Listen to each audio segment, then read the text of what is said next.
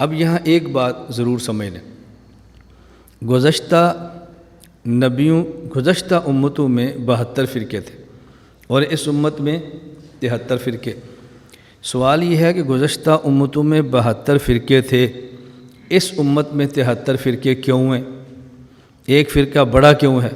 اس کی وجہ الجامع احکام القرآن تفسیر قرطبی، اس میں حضرت امام قرطبی رحمۃ اللہ فرماتے ہیں اور بڑی عجیب بات فرماتے ہیں کہ اجتہاد اللہ نے اس امت کو دیا ہے بتفصیل لکل شیء، اس آیت کے تحت ای جمیع ما امروا بہ، کہ جو چیزیں ان پر عمل کرنا تھا اللہ نے وہ ساری چیزیں ان کو تورات میں دے دی، لیکن اجتہاد ان کو نہیں دیا۔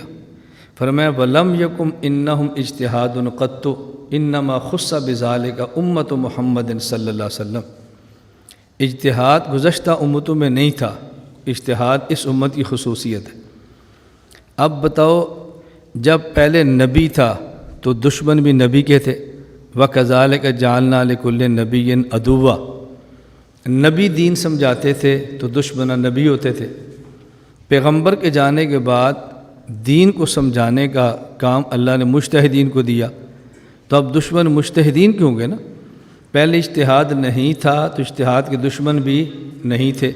جب اجتہاد کی نعمت اس امت میں آئی ہے تو پھر دشمن بھی اس امت کے اندر آئے گا نا، اس لیے اضافی فرقہ وہ ہے جو اجتہاد کا دشمن ہے۔ تو اجتہاد پہلی امتوں میں نہیں تھا، اس امت میں، اور یہ بھی ہماری رائے نہیں ہے۔ وَأَنَّ هَٰذَا صِرَاطِي مُسْتَقِيمًا فَاتَّبِعُوهُ، اس کے تحت تفسیر قرطبی میں امام قرطبی رحمہ اللہ لکھتے ہیں، فرماتے ہیں قال بعض العارفین، بعض عارفین یہ کہتے ہیں کہ الفرقۃ التی زادت فی فرق امت محمد صلی اللہ علیہ وسلم، یہ جو اس امت میں زائد فرقہ ہوا ہے یہ کون ہے؟ ہم الذین،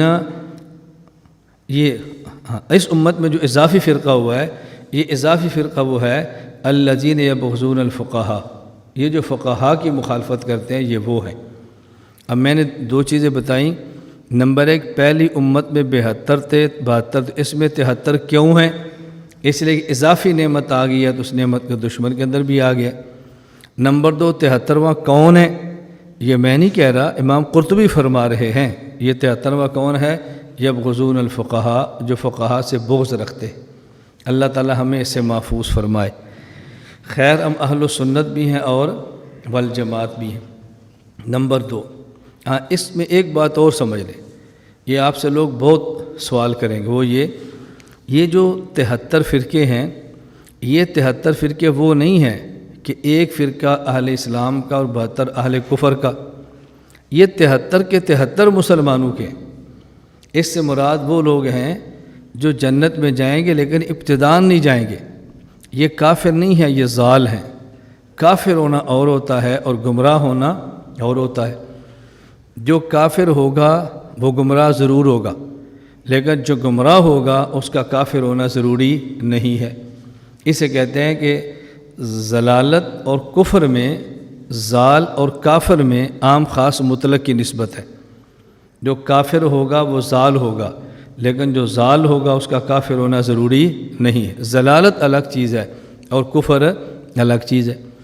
بسا اوقات ایک بندہ کافر ہوتا ہے لیکن دین کے لیے نقصان دہ نہیں ہوتا، اور ایک بندہ مسلمان ہوتا ہے لیکن دین کی نقصان دہ وہ زیادہ ہوتا ہے۔ مثال کے طور پہ آپ جس گاؤں میں کام کر رہے ہیں اس گاؤں میں 2 عیسائی بھی رہتے ہیں، محلے میں رہتے ہیں، مسجد کے ساتھ رہتے ہیں، انہوں نے کبھی آپ کے مسجد کے معاملات میں دخل نہیں دیا، کبھی آپ کی مخالفت نہیں کی، حالانکہ وہ کافر ہیں۔ اور اسی آپ کے محلے کی مسجد میں 2 مسلمان رہتے ہیں جو ہر وقت پلان بناتے ہیں، کبھی مسجد کی بیل کا وہ تار کاٹ دی، کبھی اسپیکر خراب کر دیا، کبھی کوئی شکایت لگا دی۔ اب دیکھو، کافر ہے لیکن نقصان دہ نہیں ہے، اور یہ گمراہ ہے لیکن نقصان دہ زیادہ ہے۔